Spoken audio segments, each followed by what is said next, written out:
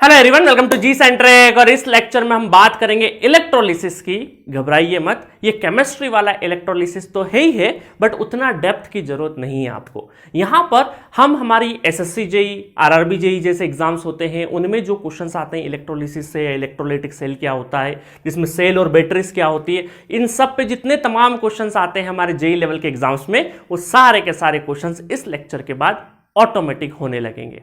तो इस लेक्चर में हम बहुत ही कॉम्पैक्ट तरीके से उतना पढ़ेंगे जितना हमारे काम का है, बहुत ज्यादा डेप्थ में नहीं जाएंगे। अदरवाइज ये एक एक टॉपिक हमारा बहुत डेप्थ में पढ़ाया जा सकता है, बट उतना ही पढ़ेंगे जितना हमारे एग्जाम की रिक्वायरमेंट है ना। क्योंकि इलेक्ट्रोलिसिस हम केमिस्ट्री में पढ़ते हैं, 10th क्लास में पढ़ा होगा आपने, 11th 12th में भी पढ़ा होगा, है ना। कई 10th लेवल में थोड़ा सा आपने इंट्रोडक्टरी पार्ट पढ़ा होगा, 11th 12th में बहुत डिटेल वर्जन में हम पढ़ते हैं। फेराडे लॉ पढ़ते हैं, इसमें इलेक्ट्रोलिसिस के फेराडे लॉ फर्स्ट और सेकंड उनको पढ़ते हैं। तो इतने डेप्थ में हम नहीं जाएंगे जितनी हमारी इन एग्जाम्स की, जो कॉम्पिटिटिव एग्जाम्स जैसे आरआरबी जेई हो गया, एसएससी जेई हो गया, या तमाम जितने भी स्टेट में जेई लेवल की जो वैकेंसीज निकलती रहती, उनमें जो आता है वो कवर हो जाएगा, ठीक है। और बाद में हम सेल्स और बैटरीज के बारे में भी देखेंगे इस लेक्चर में। चलिए सबसे पहले देखेंगे भाई इलेक्ट्रोलिसिस की जरूरत क्यों पड़ी, हम क्यों पढ़ते हैं इलेक्ट्रोलिसिस, ऐसा क्या होता है इलेक्ट्रोलिसिस में, है ना। तो इलेक्ट्रोलिसिस पहले क्यों पढ़ते हैं, फिर हम देखेंगे इलेक्ट्रोलिसिस का प्रोसेस, है ना। तो थोड़ा सा इंट्रोडक्टरी पार्ट है, देखिएगा, समझिएगा, थोड़ा सा की कॉन्सेप्ट समझ जाएंगे तो काम आसान हो जाएगा। देखिए केमिकल रिएक्शन, इलेक्ट्रोलिसिस में भी क्या होगा, कुछ ना कुछ केमिकल रिएक्शंस होगा। हमारे सराउंडिंग में हम लोग कुछ खाते पीते हैं तो उसमें भी एक दो अलग अलग काइंड ऑफ केमिकल अगर मिलाते हैं तो उसमें रिएक्शंस होते हैं, अलग अलग टाइप के बहुत सारे रिएक्शंस हमारे यहाँ पे होते रहते हैं। तो हमने क्या किया है, केमिस्ट्री में रिएक्शंस को, जो केमिकल रिएक्शंस होते हैं, उनको दो हिस्सों में डिवाइड किया है। पहला होता है हमारा नॉन स्पॉन्टेनियस रिएक्शन और दूसरा है स्पॉन्टेनियस रिएक्शंस, है ना।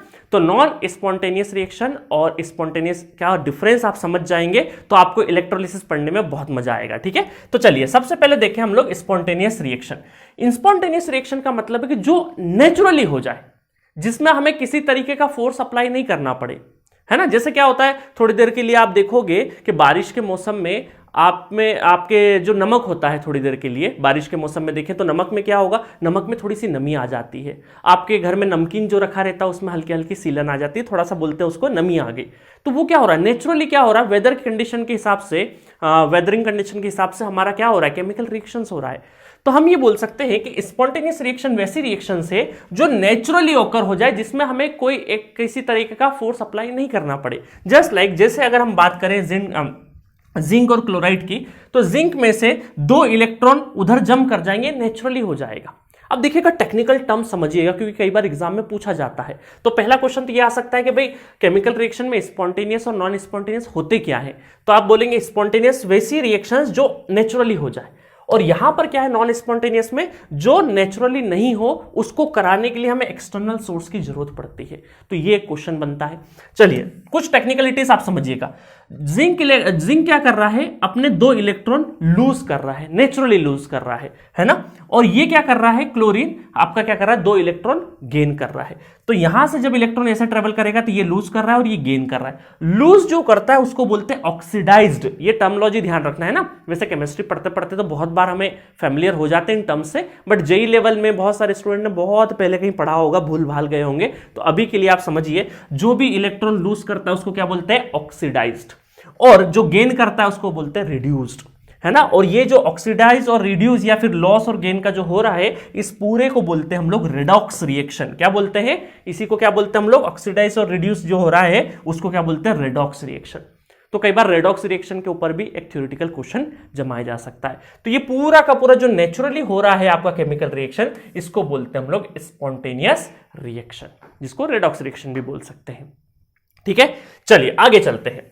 नॉन स्पॉन्टेनियस रिएक्शन में क्या होता है, नॉन स्पॉन्टेनियस में ऑकर नेचुरली नहीं होता, वो नॉन स्पॉन्टेनियस हो गया। अगर इसको कराना है, नेचुरली नहीं हो रहा है बट हमें कराना है, अगर कराना है तो थोड़ा फोर्स लगाना पड़ेगा, एक्सटर्नल सोर्स लगाना पड़ेगा। वो एक्सटर्नल सोर्स होता क्या है उसके बारे में देखते हैं। तो चलिए एक एग्जांपल समझते हैं। सपोज करो ये NaCl लेते हैं, Na+ और Cl आयन, है ना। तो नेचुरली क्या होगा, पहले नेचुरल इसका देखते हैं। अगर हम NaCl को रख देंगे नेचुरली, तो ये क्या करता है, ये लूज करता है नेचुरली, और ये क्या करता है, गेन करता है। ये नेचुरली करता है जब हम एक्सटर्नल फोर्स नहीं लगा रहे। बट मान लीजिए मुझे क्या करना है, मुझे करना है, वी वांट कि भाई ये आपका लूज नहीं करे, ये गेन करे।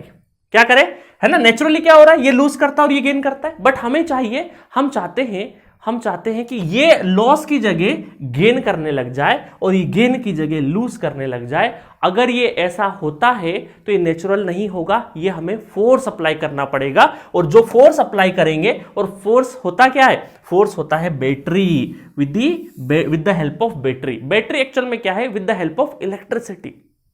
बैटरी क्या कर रहा है भाई, इलेक्ट्रिकल एनर्जी सप्लाई कर रहा है ना। तो with the help of electrical energy हम फोर्सफुली क्या कराएंगे कि Na को गेन करवाएंगे और क्लोरीन को लूज करवाएंगे। इस रिएक्शन को क्या बोलते हैं हम लोग, इस रिएक्शन को बोलते हैं नॉन स्पॉन्टेनियस रिएक्शन। तो नॉन स्पॉन्टेनियस रिएक्शन में जो एक्सटर्नल मीडियम हम लगा के, जो नेचुरली नहीं हो रहा था, फोर्सफुली हमने उसका उल्टा करवा दिया with the help of battery, with the help of battery. तो यहां से शुरुआत होती है आपके इलेक्ट्रोलिसिस की। तो क्या बोलेंगे, in order to carry out non spontaneous chemical reaction we study electrolysis. और ये कराने के लिए जो बैटरी का अरेंजमेंट, ये दोनों का आयंस, इसका बैटरी का अरेंजमेंट, इन सब को जब करते हैं, पूरी प्रोसेस को बोलते हैं हम लोग इलेक्ट्रोलिसिस प्रोसेस। क्या बोलते हैं, इलेक्ट्रोलिसिस प्रोसेस बोलते हैं। और ये जो हमारा मीडियम हो रहा है ना, NaCl, ये सारे जो आयंस होंगे, इनको बोलते हैं इलेक्ट्रोलाइट्स आगे चल के हम लोग, है ना। मैं डेफिनेशंस भी लिखवा दूंगा। तो एक्चुअल में अभी आपको समझ में आया कि क्या है, केमिकल रिएक्शन दो टाइप की होती है, spontaneous, non spontaneous. Spontaneous naturally हो जाए, नॉन स्पॉन्टेनियस जिसमें फोर्स लगाना पड़े, नेचुरली जो नहीं हो। और नेचुरली नहीं होगा, फोर्स के हिसाब से करना पड़ेगा, मतलब उसका जो नेचर है उसके अपोजिट हम चीजें करवा रहे हैं। जब देखो कोई चीज नेचुरली हो रही है, इसका मतलब क्या, उसका नेचर अलाउ कर रहा है ना। जैसे आप सपोज करो आप 6-7 घंटे सोते हो, रोज 24 घंटे में 6-7 घंटे सोते हो। आपको अगर हमें जगाना है, पूरे 24 घंटे जगाना है, तो क्या करना पड़ेगा, एडिशनल फोर्स अप्लाई करना पड़ेगा ना। जो चीज नेचुरली हो रही है उसके अगर अपोजिट या उसके विपरीत अगर हमें करना है तो हमें एक्सटर्नल फोर्स लगाना पड़ेगा। वो एक्सटर्नल फोर्स किसके रूप में लगाते हैं हम लोग, बैटरी के। अब बैटरी क्या करती है, बैटरी पंपिंग इलेक्ट्रॉन को कंट्रोल करती है, पंप करती है इलेक्ट्रॉन को। कैसे करती है वो अभी समझिएगा, है ना। चलिए इसको समझते हैं। देखिएगा, ये बैटरी है, बैटरी का एक पॉजिटिव टर्मिनल और ये नेगेटिव टर्मिनल। पॉजिटिव टर्मिनल को बोलते हैं एनोड, क्या बोलते हैं इसको, एनोड बोलते हैं। और नेगेटिव टर्मिनल को बोलते हैं कैथोड, है ना। ये भी कई बार पूछ लेते हैं, बैटरी का कौन सा टर्मिनल एनोड होता है, कौन सा कैथोड होता है। बैटरी का काम क्या है, pumping the electron. Pumping electron कैसा, देखो क्लोरीन से क्या करना है, अभी नेचुरली क्या हो रहा था, देखो नेचुरली क्या हो रहा था, नेचुरली ये गेन कर रहा था, बट हमें क्या कराना, लूज कराना है ना, और Na को गेन कराना है। देखिएगा, तो यहां से बैटरी क्या करेगा, यहां से पुल करेगा, इस क्लोरीन से इलेक्ट्रॉन को पुल करेगा और ये काय में इंजेक्ट करेगा, ये आपके Na में क्या करेगा, इंजेक्ट करेगा। तो ये काम क्या कर रहा है, उल्टा इसका रिएक्शन। नेचुरली कैसा होता है, ऐसा होता है, बट ये नेचुरली था, बट फोर्सफुली कैसे कर रहा है, फोर्सफुली हमारे इलेक्ट्रॉन ऐसे ट्रेवल कर रहे हैं। N for natural, F for force, ठीक है। और ये फोर्सफुली कौन कर रहा है, बैटरी कर रही है। सर ये कर क्यों रही है, क्योंकि इसके कुछ एडवांटेजेस है, इसके कुछ एडवांटेजेस, कुछ एप्लीकेशन है, इस वजह से हमें फोर्सफुली बैटरी के फॉर्म में कराना पड़ रहा है। ये बैटरी एक्चुअल में डीसी पावर कैरी करती है, जिसका वोल्टेज 10 से लगा के 12 वोल्ट का होता है। चलिए अब पढ़ते हैं हम लोग। ये तो हमने समझ लिया कि भाई इलेक्ट्रोलिसिस एक प्रोसेस है जिसके कई सारे एप्लीकेशन है। अभी मैंने एप्लीकेशंस के बारे में कोई डिस्कशन नहीं किया, तो अभी अपना दिमाग थोड़ा सा कम चलाना, अभी थोड़ी देर बाद सब पता चल जाएगा कैसे क्या एप्लीकेशन है। और ये फोर्सफुली कराने के लिए हमें बैटरी की जरूरत पड़ती है। इस पूरी प्रोसेस में क्या होगा, यहाँ पे ये सारे के सारे इलेक्ट्रोलाइट्स बनेंगे। इलेक्ट्रोलाइट्स हमें बनाना पड़ेगा एक सॉल्यूशन में, पानी के अंदर जब हम एसिड, सॉल्ट, बेस वगैरह ये सब डालते हैं, उसके बाद बनते हैं इलेक्ट्रोलाइट्स, है ना। चलिए अब देखते हैं हमारे ये इलेक्ट्रोलिसिस और बैटरी का मतलब क्या है। देखो इलेक्ट्रोलिसिस का मतलब क्या है, प्रोड्यूस केमिकल चेंजेस। क्या करते हैं ये, produce chemical changes with the help of battery. Battery की हेल्प से हम लोग क्या करेंगे, केमिकल चेंजेस प्रोड्यूस करेंगे, इसको बोलते हैं इलेक्ट्रोलिसिस। इलेक्ट्रोलिसिस की कई सारी डेफिनेशन है, अभी मैं प्राइमरी डेफिनेशन लिखवा रहा हूं आपको। बैटरी क्या करता है, बैटरी कन्वर्ट केमिकल एनर्जी को इलेक्ट्रिकल एनर्जी में कन्वर्ट करता है। तो कभी कोई पूछे कि इलेक्ट्रोलिसिस और बैटरी में क्या डिफरेंस है, तो ये डिफरेंस होता है कि यहां पर आपका केमिकल चेंजेस हो रहे हैं, केमिकल चेंजेस हो रहे हैं with the help of battery. Battery नहीं होती तो केमिकल चेंजेस नहीं होते, है ना। नेचुरली जो हो सकता तो वो हो सकता, नॉन स्पॉन्टेनियस नहीं होता बैटरी के बिना, तो है ना। चलिए अब देखो यहां पर हम पढ़ते हैं इलेक्ट्रोलिसिस। अब हमने इलेक्ट्रोलिसिस में क्या लिया, एक बीकर लिया, ठीक है, एक बीकर लिया, उसमें 2 इलेक्ट्रोड ली, ये क्या बोलते हैं हम लोग, इलेक्ट्रोड। इलेक्ट्रोड को इंसर्ट किया, ये एक सॉल्यूशन है, ये सॉल्यूशन किससे बना रहता है? ये जनरली इस सॉल्यूशन को हम लोग इलेक्ट्रोलाइट बोलते हैं। इस सॉल्यूशन को क्या बोलते हैं? इलेक्ट्रोलाइट। इलेक्ट्रोलाइट बनता कैसे? देखिए इलेक्ट्रोलाइट कैसे बनता है? व्हेन इलेक्ट्रोवेलेंट कंपाउंड जिसमें acid base salt are dissolve in water, electrolytes form, है ना, इलेक्ट्रोलाइट्स फॉर्म होते हैं। देखिए प्रोसेस समझिएगा। सपोज करो सबसे पहले हम NaCl का एग्जांपल लेते हैं, किसी का भी ले सकते हैं आप, सल्फर क्लोराइड किसी का भी ले सकते हैं। अभी हमने NaCl को पकड़ के पूरा एग्जांपल सेट किया है। तो NaCl नेचुरली क्या था? सॉलिड स्टेट में था, इसके अंदर कोई भी फ्री आयंस नहीं थे, फ्री आयंस नहीं थे। तो हमने क्या किया, सॉलिड स्टेट को थर्मल मतलब टेम्परेचर बढ़ाया, टेम्परेचर बढ़ा के उसको मोल्टेन स्टेट में लेके आए। मोल्टेन स्टेट मतलब कि लिक्विड स्टेट में लेके आए।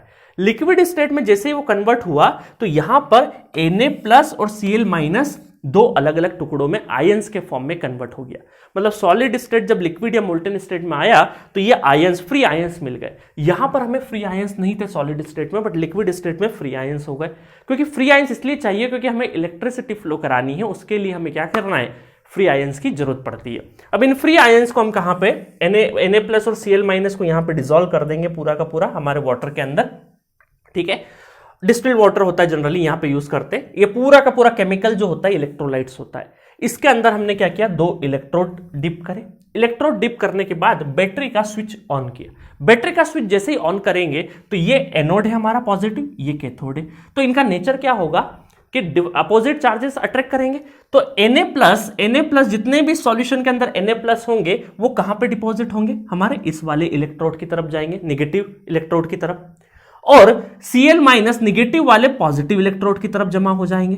तो एक्चुअल में क्या करेंगे, पूरे सॉल्यूशन में से कुछ पार्ट उधर कुछ पार्ट इधर, तो यहां पर एक तरह का क्या बन जाएगा? सर्किट बन जाएगा और इलेक्ट्रॉन का मूवमेंट चलते जाएगा। अब यहां पे देखो फिजिकल टच नहीं है बट वर्चुअल टच है ना। तो यहां पर एक क्या हो रहा है, इस सॉल्यूशन के अंदर केमिकल कुछ ना कुछ रिएक्शंस हो रही है ना। किसकी वजह से? बैटरी की वजह से। इसको बोलते हैं नॉन स्पॉन्टेनियस रिएक्शन, है ना।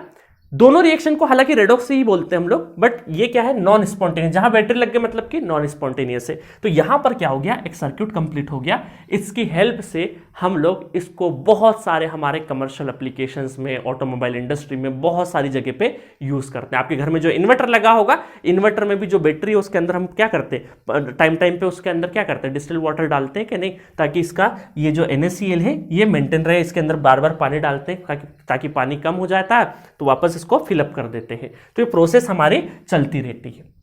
तो ज्यादातर ये जो पूरा का पूरा प्रोसेस है ये हमारी जो रिचार्जेबल बैटरीज होती है, जिनको बार बार हम चार्ज कर सकते हैं, उनके अंदर हम ये पूरा सेगमेंट यूज करते हैं। तो अब यहां से 2-3 चीजें समझना है कि इस पूरी प्रोसेस को हम क्या बोलते हैं? Electrolysis process. क्या करते हैं? इलेक्ट्रोलिसिस प्रोसेस बोलते हैं। और ये साथ में ये जो इस केमिकल के अंदर ये जो बहुत सारे अलग अलग KOH आएगा, बहुत सारे अलग अलग केमिकल, NaCl जैसे यहाँ पे है, तो बहुत सारे डिफरेंट केमिकल्स भी हो सकते हैं। वो सबको क्या बोलते हैं हम लोग? इलेक्ट्रोलाइट्स बोलते हैं, ठीक है। ये इलेक्ट्रोलाइट्स। तो ये था इलेक्ट्रोलिसिस का प्रोसेस। अब मैं कुछ डेफिनेशंस भी आपको बता देता हूं। देखिए इलेक्ट्रोलाइटिक सेल क्या होता है ना, डेफिनेशंस के पहले देखो इलेक्ट्रोलाइटिक सेल। यहां पर अगर ये अभी तो हम लोगों ने देखो यहां पे ये बैटरी और सेल के बारे में मैं डिफरेंस बताऊंगा, बट आप ये समझिए इंटायर प्रोसेस को हम इलेक्ट्रोलिसिस बोलते हैं। बट ये जो डिवाइस है ना, जो सिर्फ अगर मैं एक डिवाइस की बात करूं, सिंपल यहां पर एक ले लेता हूं, ये मैं एक बैटरी ले लिया और एक सिंपल एक डिवाइस की बात कर रहा हूं, तो इसको बोलते हैं हम इलेक्ट्रोलिटिक सेल भी बोलते हैं। क्या बोलते हैं इसको? Electrolytic cell. इलेक्ट्रोलिटिक सेल क्या होता है? Device in which electrical energy is used to produce non spontaneous reaction, ठीक है। और इलेक्ट्रोलिसिस क्या होगा? इलेक्ट्रोलिसिस होगा the process in which a substance is broken down by passing electricity through it. मतलब बैटरी की हेल्प से क्या कर रहे हैं हम? इलेक्ट्रिसिटी पास करवा रहे हैं सब्सटेंस में, और सब्सटेंस को क्या कर रहे हैं? ब्रेक कर रहे हैं, है ना, ताकि ये इधर डिपॉजिट हो गया, इधर डिपॉजिट हो गया। तो इस पूरे प्रोसेस को हम क्या बोलते हैं? इलेक्ट्रोलिसिस बोलते हैं। बट अगर हम डिवाइस की बात करें, सिंपल, ये तो बड़ी बैटरी हो गई है ना। अभी बोलोगे सर इलेक्ट्रोलिटिक सेल लिखा है, हमारे घर में तो हम बैटरी बोलते हैं, तो वहां पे कलेक्शन ऑफ सेल्स को मिला के हम क्या बोलते हैं? बैटरीज बोलते हैं। बट एक सिंगल यूनिट को अगर हम बोलेंगे, एक सिंगल यूनिट की बात करेंगे, तो उसको हम सेल बोलते हैं। आगे चल के मैं दोनों का डिफरेंस भी बताऊंगा आपको, ठीक है। तो इलेक्ट्रोलिटिकल सेल, इसको अगर इस इलेक्ट्रोलिसिस प्रोसेस से जो सेल बनता है वो हमारे क्या बोलते हैं? इलेक्ट्रोलिटिक सेल बोलते हैं, है ना। तो इलेक्ट्रोलिसिस प्रोसेस सेल में भी कई बार हम लोग करते हैं, और उसमें अगर इसको मल्टीपल ग्रुप्स, सेल्स को मल्टीपल ग्रुप्स में अगर कर देंगे तो हमारा बैटरी का काम करेगा, ठीक है। इतना ध्यान रखना अभी तो। चलो आगे चलते हैं। इलेक्ट्रोलिसिस प्रोसेस हम समझ गए। उसके बाद बात करते हैं फेराडे लॉ, फर्स्ट लॉ, है ना। दो लॉ दिए फेराडे ने, बहुत इंपॉर्टेंट है, कई बार न्यूमेरिकल डायरेक्टली आता है। Mass of an element deposited और लिबरेटेड। डिपॉजिट मतलब जमा होना, लिबरेटेड मतलब मुक्त होना, मतलब जितना जमा हो रहा है उतना मुक्त हो रहा है, मतलब किसी को भी ले, डिपॉजिट की टर्म में बात कर सकते हैं, लिबरेटेड की टर्म में बात कर सकते हैं। At an electrode is directly proportional to the amount of electricity pass through the electrolytes, है ना।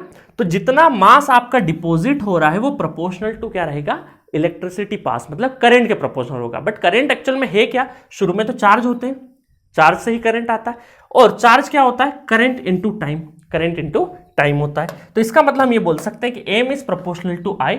कभी कभी ऐसा भी लिखा रहा है कि एम इज प्रोपोर्शनल टू आई, तो कंफ्यूज मत होना, वो भी सही है, एक ही बात है ना। वहां पे वो टाइम, करंट को फिर चार्ज और उसके फॉर्म में डिवाइड कर देते हैं, है ना।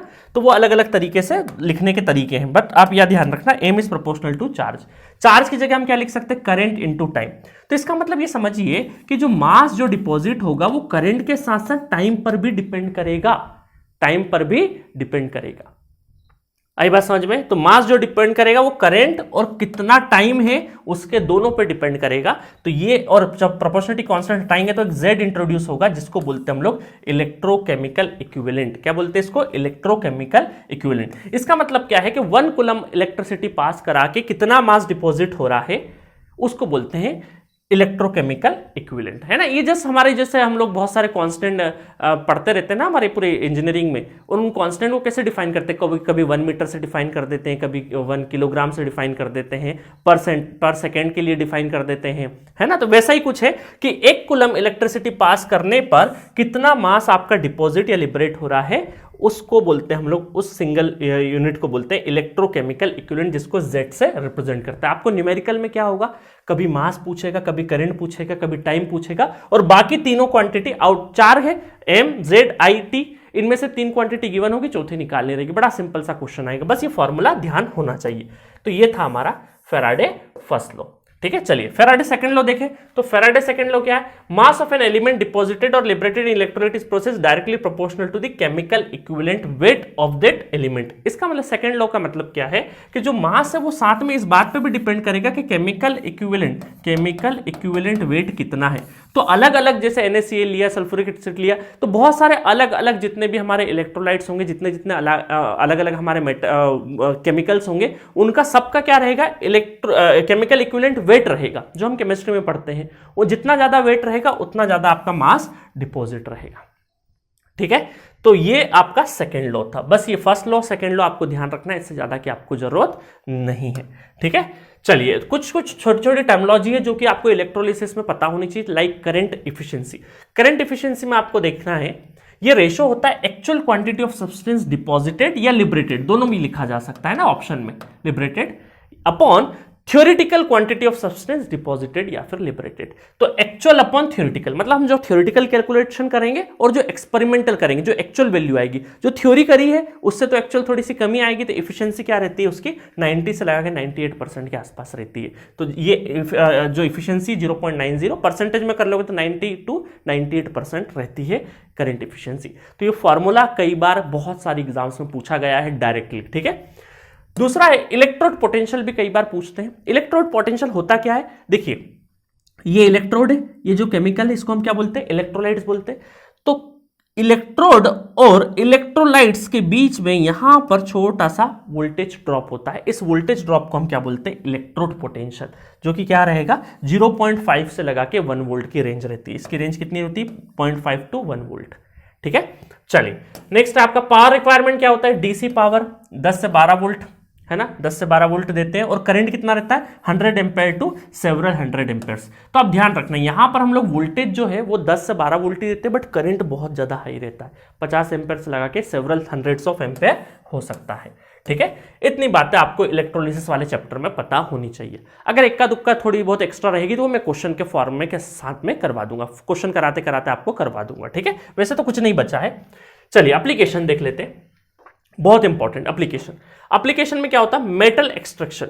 मेटल एक्सट्रैक्शन के लिए हम लोग इलेक्ट्रोलिसिस का यूज करते हैं। Electrolysis use to extract metal like aluminium from their ores, है ना, कि यहां पर जैसे बॉक्साइड, तो एल्यूमिनियम को हम क्या निकालते हैं वहां से, अपने ओर से। तो यहां पर मेटल एक्सट्रैक्शन के लिए हम लोग क्या यूज करते हैं, इलेक्ट्रोलिसिस यूज करते हैं। मतलब हमने क्या किया, उसमें वो डालेंगे हम लोग, इलेक्ट्रोड डालेंगे, इलेक्ट्रोड में जो भी केमिकल XYZ में कोई भी एक केमिकल मान के चलता हूं, तो हमें करना है कुछ चीजें अलग करनी है उस केमिकल से, तो कुछ ऐसा हम मिलाएंगे या कुछ ऐसा अरेंजमेंट करेंगे कि जो हमें चाहिए वो हमारे इलेक्ट्रोड पे आके अटैच हो जाए, तो बाकी हमारा सेपरेट आउट हो जाएगा, उसको हम लोग निकाल लेंगे। जैसे गोल्ड माइनिंग, गोल्ड प्लेटिंग हो गया, या जहां पे हमें है ना, एक तो निकालना, एक्सट्रैक्ट करना, निकालना। दूसरा इसका उल्टा भी कर सकते हैं कि भाई हमें चाहते हैं कि सपोज करो इस पेन के ऊपर मुझे कुछ एक अलग कॉपर की कोटिंग या फिर गोल्ड की कोटिंग बनानी है मुझे, है ना। सोने के पेन से लिखेंगे सर, तो है ना, गोल्ड का पेन बनाते हैं, तो गोल्ड का पेन इसके ऊपर क्या करूंगा मैं, पूरा गोल्ड का थोड़ी बनाऊंगा। भाई गोल्ड आदमी क्यों यूज करता है, पॉलिशिंग के लिए ना। इन्वेस्टमेंट वाले तो बिस्किट लेते हैं। ऑर्नामेंट्स जो बनाते हैं उसमें क्या होता है, वो दिखाने के लिए यूज करता है। मुझे गोल्ड के पेन से लिखना है, तो भाई मैं आपके सामने शो ऑफ करना चाहता हूं ना कि मेरे पास गोल्ड का पेन है, तो मैं अंदर गोल्ड थोड़ी रखूंगा, सामने परत चढ़ा दूंगा उसकी। तो मुझे अगर गोल्ड की कोटिंग करना है तो उसके लिए भी क्या कर सकते हैं, इसको इलेक्ट्रोलिसिस से जब डिपॉजिट हो रहा है तो हो सकता है इसकी सरफेस पे भी डिपॉजिट हो जाए, तो हम लोग क्या करते हैं यहाँ पे इलेक्ट्रोप्लेटिंग, वही प्रोसेस है ना। इलेक्ट्रोप्लेटिंग, कई बार स्टूडेंट सोचते हैं इलेक्ट्रोप्लेटिंग क्या है सर, इलेक्ट्रोप्लेटिंग क्या है, कोई बड़ी चीज नहीं, वो application, it is the application of electrolysis.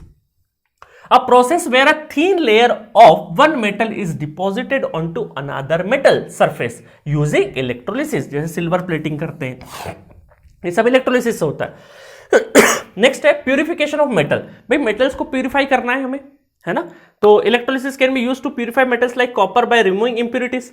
हम अगर उसमें से थोड़ी देर के लिए कई बार हमारा कॉपर है, उसके अंदर बहुत सारा डिपॉजिट हो गया है, उसको जंग निकालना है हमें, तो केमिकल किया, उससे हटा गया। जंग निकालने के लिए हम लोग एक केमिकल यूज करते हैं, हटा देते, वो अपने आप हट जाता है उस केमिकल रिएक्शन से, है ना। जैसे टॉयलेट्स में आप हार्पिक डालते हो कि नहीं, तो वो भी एक तरीका, हम डायरेक्टली नहीं बोल रहे कि इलेक्ट्रोलिसिस प्रोसेस है, बट एक तरीका क्या है, कोई भी केमिकल, कोई भी आपने सब्सटेंस के ऊपर कुछ जंग खाया हुआ था, उसने आपने क्या किया, हार्पिक डाल दिया, उस पर वो लेयर हटा के वो क्या कर दिया, रिमूव कर दिया उसने, तो प्यूरिफाई कर दिया, मतलब आपके इंप्यूरिटीज को रिमूव कर दिया। तो ये भी एक तरीका क्या है, ये इलेक्ट्रोलिसिस से बहुत सारे मेटल्स की इंप्यूरिटीज हम लोग क्या कर सकते हैं, हटा सकते हैं। तो purification of metal, production of chemicals, बहुत सारे केमिकल्स का प्रोडक्शन कर सकते हैं, है ना, various chemicals, large scale industries के लिए। तो ये तमाम एप्लीकेशन है जो अलग अलग तरीके से आपको पूछा जाएगा, आपको ऑप्शन देख के आसानी से समझ में आ जाएगा कि इलेक्ट्रोलिसिस का एप्लीकेशन है। ठीक है, चलिए अब चालू करते हैं हमारा सेल्स एंड बैटरी वाला टॉपिक। ठीक है, तो देखिए सेल और बैटरी करते क्या है दोनों, ऐसा दिखता ही है। बैटरी का स्ट्रक्चर कुछ इस तरीके से आपने अपनी टू व्हीलर में बैटरी देखी होगी, फोर व्हीलर में बैटरी देखी होगी, इन्वर्टर की बैटरी, तो इनके साइज डिफरेंट होते हैं बट होता ऐसा ही है। इन्वर्टर की बैटरी में हमें पानी डालना पड़ता है, बट हम देखेंगे कि हमारे ऑटोमोबाइल की जो बैटरी हो तो बिल्कुल पैक होती है, सिल पैक होती है ना। अब देखो ये आपने अपने घड़ी में, है ना, छोटे छोटे घड़ी में, छोटे छोटे टॉयस में भी ये आपको इस तरह की बैटरी दिखी होगी। इसको सेल बोलते हैं, इसको क्या बोलते हैं हम लोग, सेल बोलते हैं। ये भी हम क्या बोलते हैं, इसको सेल बोलते हैं। ये इसको अगर खोल के देखा होगा तो आपने देखा होगा एक ग्रेफाइट की रॉड होती है ना, एक पॉजिटिव नेगेटिव होता है ना, कार्बन जिंक की बनी होती है, अलग अलग टाइप के रहते हैं, बट कार्बन जिंक की बनी होती है, तो कार्बन वगैरह सब, जिंक वगैरह सब आपको दिखता है पाउडर के फॉर्म में, है ना। तो यहां पर देखो, यहां तो आपको समझ में आ रहा है कि सर ये बड़ी बैटरी, यहाँ पानी वानी डालना पड़ता है, तो यहाँ पे इलेक्ट्रोलिसिस होता होगा। बट क्या सर यहां पर भी कुछ इलेक्ट्रोलाइट्स होते हैं क्या, हाँ, यहां पर ड्राई फॉर्म में होते हैं, लाइक पेस्ट के फॉर्म में इलेक्ट्रोलाइट्स होते हैं, है ना। इलेक्ट्रोलाइट्स यहां पे पेस्ट के फॉर्म में होते हैं।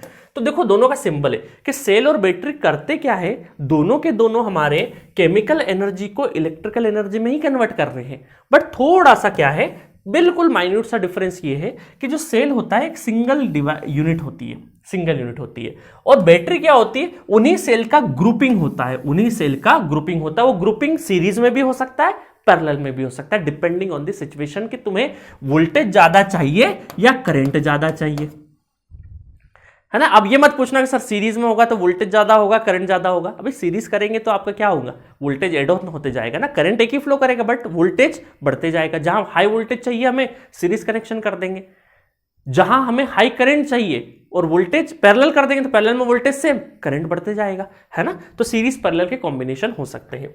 तो ये जो बेसिक डिफरेंस मैंने आपको बताया।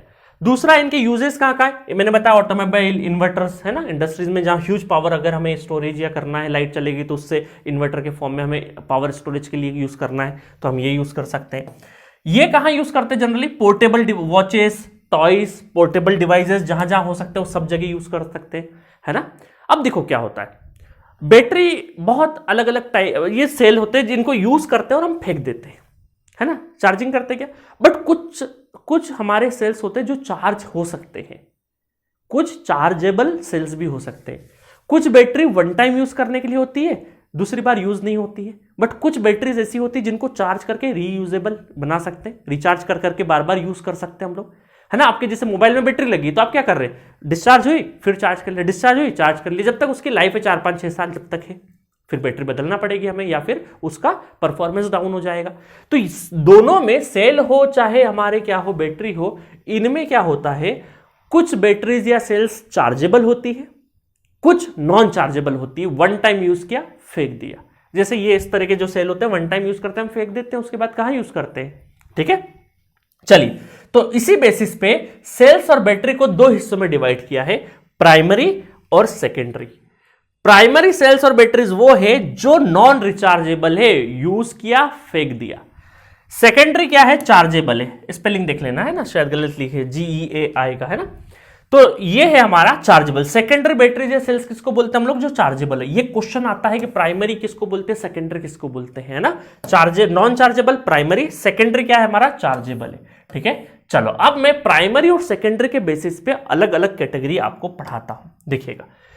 सेल्स और बैटरीज, है ना। अब डिफरेंस तो आपको मैंने बता ही दिया कि सेल और बैटरी में डिफरेंस ही क्या है ना, कि दोनों एक सिंगल यूनिट है, वो ग्रुप ऑफ यूनिट है, बस इतना ही है। बाकी तो काम तो वही केमिकल को इलेक्ट्रिकल में चेंज कर रहे हैं, है ना। अब प्राइमरी जो क्लासिफिकेशन हो प्राइमरी और सेकेंडरी के हिसाब से, तो प्राइमरी में कौन कौन से आते हैं, ड्राई सेल, एल्कलाइन सेल, नाम याद रखना बहुत इंपॉर्टेंट है, Daniel cell, carbon zinc, silver oxide, zinc air, lithium, galvanise cell, etcetera etcetera. बहुत लार्ज कैटेगरी है, इतनी लार्ज कैटेगरी आपको जरूरत नहीं है। आई बात समझ में। अब देखो कुछ कुछ चीजें होती है, इनके इलेक्ट्रोलाइट क्या यूज होते हैं वो उस पर बाद में चर्चा करते हैं, पहले सेकेंडरी की कैटेगरी देखो।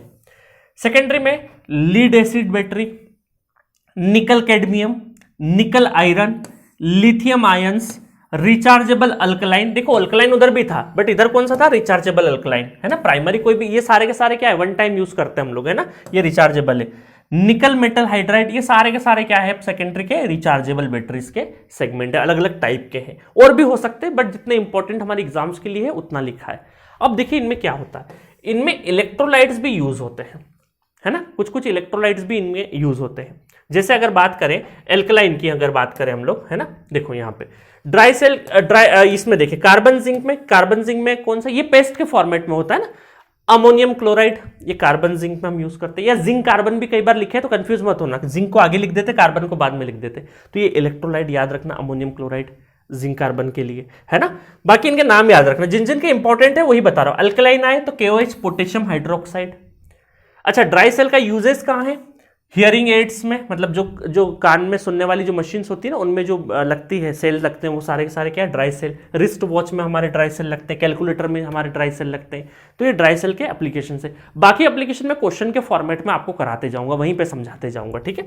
चलिए अब देखते हैं मेन इधर सेकेंडरी में, इधर बहुत इंपॉर्टेंट है। लीड एसिड में कौन सा इलेक्ट्रोलाइट यूज होता है, डाइल्यूट सल्फ्यूरिक एसिड, याद रखना। और ये इसका एप्लीकेशन का ह्यूज पावर रिक्वायरमेंट में, जहां ज्यादा पावर की रिक्वायरमेंट होती है वहां पर हम डाइल्यूट सल्फ्यूरिक एसिड ये एज अ इलेक्ट्रोलाइट यूज करते हैं, ह्यूज पावर रिक्वायरमेंट के लिए, ध्यान रखना, है ना। निकल कैडमियम में पोटेशियम हाइड्रोक्साइड, निकल आयरन में भी पोटेशियम हाइड्रोक्साइड, लिथियम आयन बहुत इंपॉर्टेंट। लैपटॉप, जितने भी आपके लैपटॉप, मोबाइल, स्मार्टफोन की जो बैटरीज होती है सारी की सारी कौन सी होती है, लिथियम आयन बैटरीज होती है। कौन सी होती है, लिथियम आयन बैटरीज होती है। इनमें कौन सा होता है हमारा इलेक्ट्रोलाइट, लिथियम हेक्साफ्लोरोफॉस्फेट, लिथियम हेक्साफ्लोरोफॉस्फेट, इसको LiPF6 शॉर्ट फॉर्म में लिखते हैं, ठीक है। ध्यान रखना, इंपॉर्टेंट है, ये इंपॉर्टेंट है, ये सारे सारे इलेक्ट्रोलाइट जो है ना इंपॉर्टेंट है। रिचार्जेबल अल्कलाइन, यहां पर भी क्या है, पोटेशियम हाइड्रोक्साइड। देखो अल्कलाइन उधर भी आया इधर भी आया तो हम लोग क्या बोल सकते, पोटेशियम हाइड्रोक्साइड, याद रखना।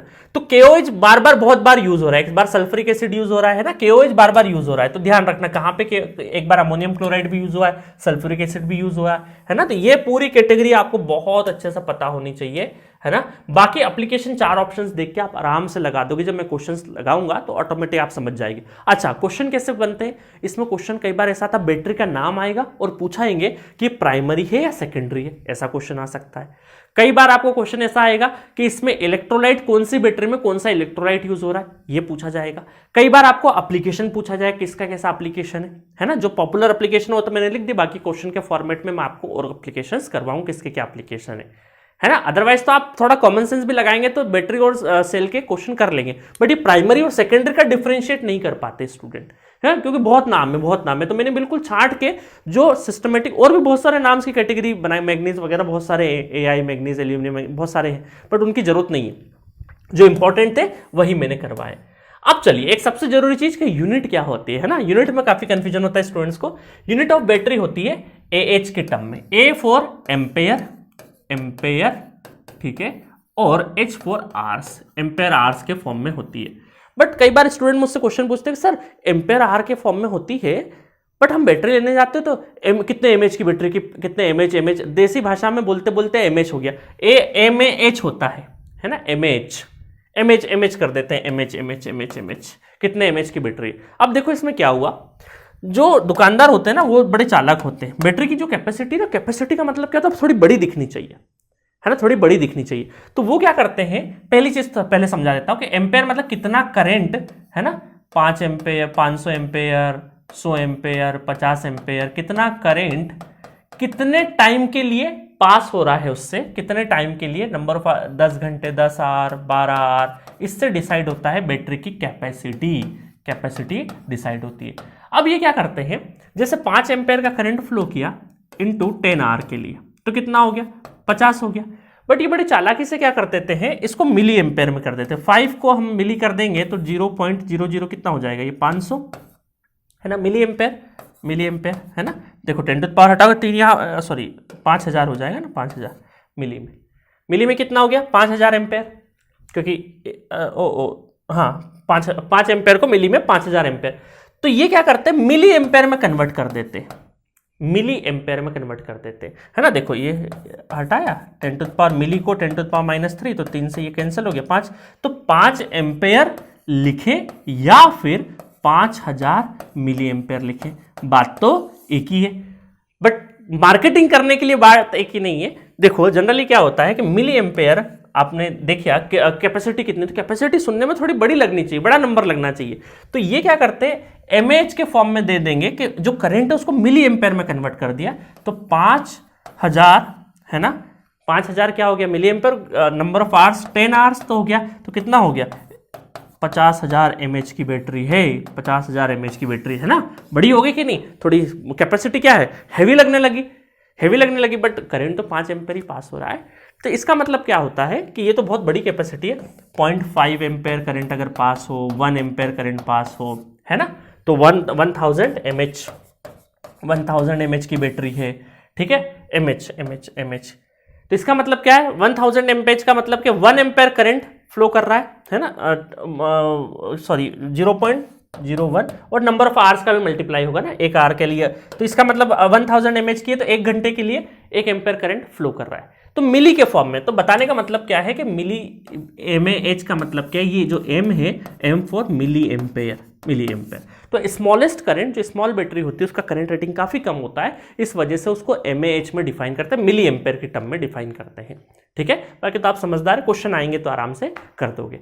सो एट दिस नोट हमारा सेल एंड बैटरी और इलेक्ट्रोलिसिस छोटा सा टॉपिक था, मुझे लगा आप खुद कर लेंगे, बट मैंने सोचा करवा देता हूं। और नेक्स्ट लेक्चर में छोटे मोटे जितने क्वेश्चंस, वैसे तो क्वेश्चन इसके बेसिस पे आप सारे के सारे लगा लेंगे, बट फिर भी अच्छा एक चीज और बता देता हूं कि जो बैटरी चार्जर होता है उसमें स्टेप डाउन ट्रांसफार्मर यूज होता है ना। बैटरी चार्जर में क्या यूज होता है, बैटरी जो चार्जर होता है उसमें कई बार पूछते हैं स्टेप डाउन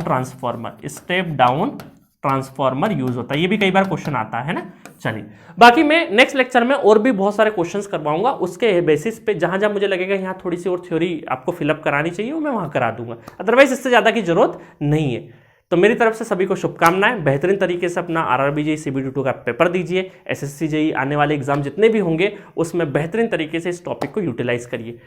जी सेंट्रिक पर SSC JEE का तैयारी कर रहे हो या किसी भी दूसरी JEE का तैयारी कर रहे हो, उसके लिए कंप्लीट कोर्स बनाया है जिसमें 1200-1500 क्वेश्चन बेहतरीन तरीके से आपको कराए गए हैं, सभी सब्जेक्ट के बिल्कुल बेसिक से लगा के जितनी जरूरत है उस एग्जाम के लिए वो सब पढ़ाया है, ठीक है, तो जी सेंटर की ऐप को डाउनलोड करना, उसमें जो अवेलेबल कूपन कोड है उसको लगा के आप कोर्स को परचेस कर सकते हो। Okay, thank you so much.